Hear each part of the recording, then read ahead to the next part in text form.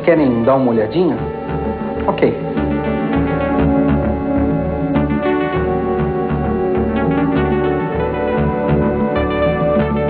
Aí está ele com seus anéis. É assim que ele pode ser visto com uma luneta desse porte. Aqui já temos imagens de um telescópio de 60 centímetros de diâmetro do Observatório de Capricórnio, em Campinas, São Paulo. Esse é o movimento de passagem do planeta pelo campo de visão da ocular do telescópio devido ao movimento aparente do céu ao nosso redor. Esse movimento é bem acentuado porque nós estamos olhando o céu através de uma luneta que vê uma faixa bem estreita do céu. Olhando o céu a olho nu, a gente demora muito tempo para perceber os movimentos. Entre outros, os movimentos próprios dos planetas em relação às estrelas, que servem como panorama de fundo. Aliás, planeta significa astro errante, astro que caminha. Há muito tempo atrás, praticamente tudo que se movia no céu era planeta. O Sol e a Lua, por exemplo. Naquela época, ninguém dizia que a Terra era um planeta. Classificando o Sol como uma estrela e a Lua como um satélite, 5 são os planetas observados a olho nu: Mercúrio, Vênus, Marte, Júpiter e Saturno. Em função dos seus movimentos próprios e de suas variações de brilho, esses foram alguns dos alvos preferidos dos primeiros astrônomos. Aqui no nosso planetário em computação gráfica, dá para evidenciar em pouco tempo o movimento dos planetas lá no céu. Lá estão Mercúrio, Vênus, Marte, Júpiter e Saturno. Esses movimentos podem ser notados porque os planetas estão se movendo em torno do Sol, assim como a própria Terra.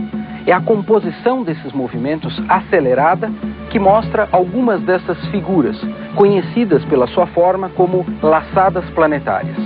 Para quem considerava a Terra como centro do universo, era muito difícil explicar esses movimentos.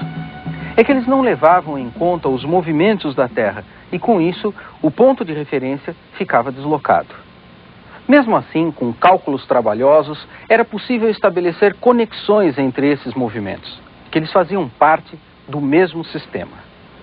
Entre os gregos, lá pelo IV século a.C., já havia pensadores que consideravam o Sol como o centro do sistema planetário. Mas foram necessárias muitas transformações no conhecimento para que as hipóteses de um sistema planetário como nós conhecemos hoje em dia começassem a ganhar consistência. As ideias heliocêntricas modernas, estabelecidas a partir de Nicolau Copérnico, se somaram às observações astronômicas, para que no século XVII, Kepler pudesse estabelecer os princípios dos movimentos planetários. As leis de Kepler transformaram os movimentos dos planetas em órbitas elípticas em torno do Sol. E esses princípios têm se demonstrado eficientes na descrição dos movimentos de cometas, asteroides e até mesmo de outros sistemas estelares. Mas a concepção de um sistema solar com planetas satélites do Sol em complexas atrações gravitacionais começou a se consolidar a partir dos trabalhos de Isaac Newton, ligados à teoria da gravitação universal. Nos seus estudos, Newton indicava que a atração entre os corpos celestes se dava de tal modo que aqueles de menor massa giravam em torno dos mais massivos. É o caso da Terra, de outros planetas em torno do Sol e também das luas em torno dos planetas.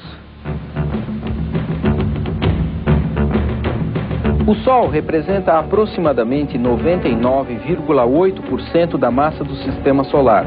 Portanto, é fácil perceber a intensidade de sua ação gravitacional sobre cometas, planetas terrestres, asteroides ou planetas gasosos.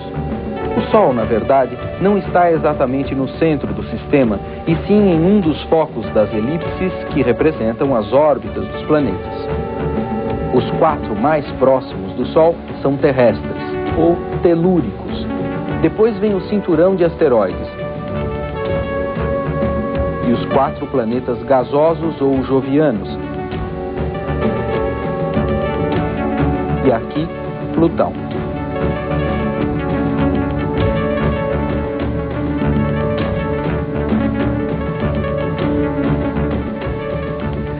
E ainda pode haver mais? Até onde vão as fronteiras do Sistema Solar? A pergunta sobre a extensão do nosso sistema planetário e suas relações com a nossa galáxia pode começar a ser investigada a partir de uma outra dúvida. De onde vem tudo isso? Qual é a origem do nosso sistema solar?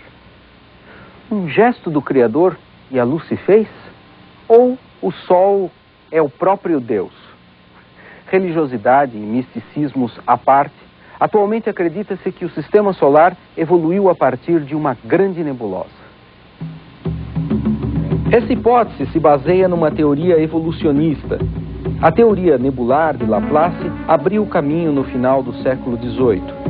Depois foi reciclada com modelos teóricos, observações das sondas espaciais e com os novos conceitos de evolução estelar. Chegamos assim a modelos que consideram a acreção de matéria.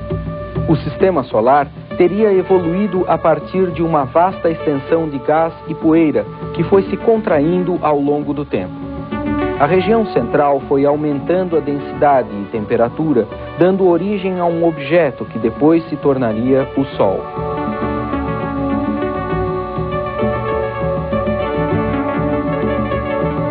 O resto da matéria teria ficado num plano médio e os choques de seus grãos formaria primeiro objetos parecidos com asteroides. Pelo mesmo processo de choques, viriam a se formar os planetas e os seus satélites.